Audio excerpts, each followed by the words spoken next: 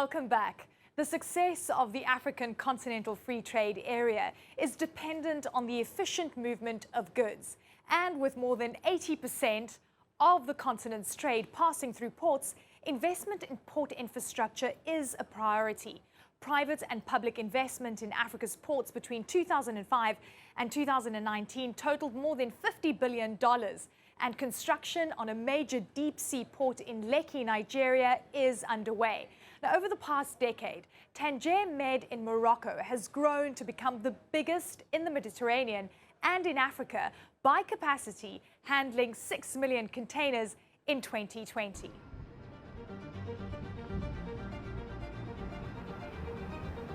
Tanger Med wants to be a hub for Africa.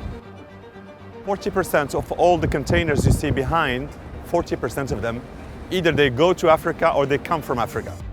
Located on the western edge of the Mediterranean, more than 100,000 ships pass through the port every year, carrying 80 million tons of goods in 2020.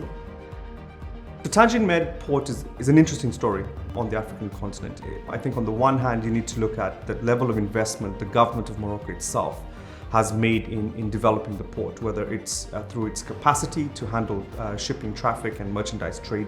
And one of the attractive features of it is its automation and its ability to deal also with an increasingly digitalized world. Many of the ports across the continent perhaps don't have that level of capacity. COVID have touched many ports around the world, but not all ports have been touched the same way. Some ports have lost 1, 2, 3%, some other ports have lost 10%. It happened that in our port, we gained 23%. Now you would tell me why we gained 23%. It happens that we are strategically well positioned, and some ships have decided to consolidate their activities here rather than stop in 3-4 ports. There's room for growth since the port's expansion in 2019, which can now handle up to 9 million containers. But expansion comes with its own growing pains, according to Huari. You have more demand, more trucks, you have customs checkup, you have some controls that have to be done with more cargo, but you have to try to keep all of this fluid without making clients wait. So you have to make infrastructure even bigger to make it even fluider and faster. This is also a challenge.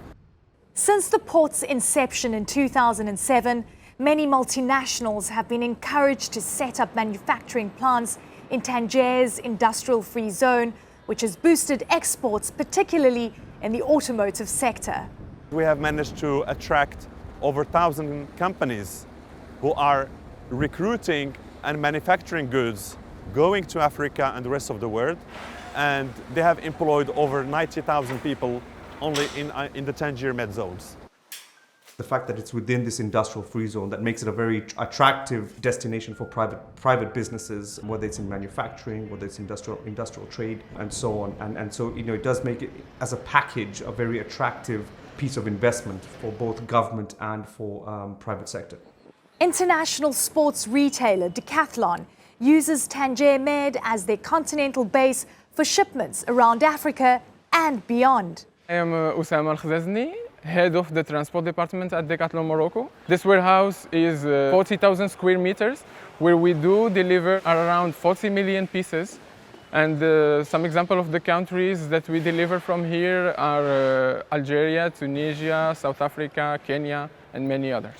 With the help of the African Continental Free Trade Area, Decathlon is hoping to expand their 46 stores in the region.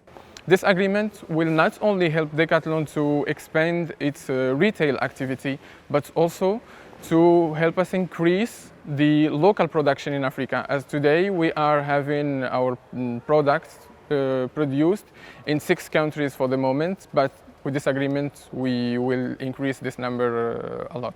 Manufacturing is one of several areas of investment that Braganza believes needs to be in place to boost port development across Africa. Many of the finished goods that come through the ports as imports into the continent, many of the raw materials actually are from the continent. So if we could get opportunities for the economies to actually make some of those goods on the continent and we then export them through these ports, then making the case for port development then becomes very much more plausible and much more convincing. And I think finally it's the interlinkages. For 20 years, one of the big things that has been discussed is increasing transport links across the continent, whether it is air, rail, road, in order to facilitate intra-African trade. You can't see a port development and maritime transport development in isolation. I think they work together with rail, road and air transport and in broader infrastructure development to make sure that the continent can move up the chain that way.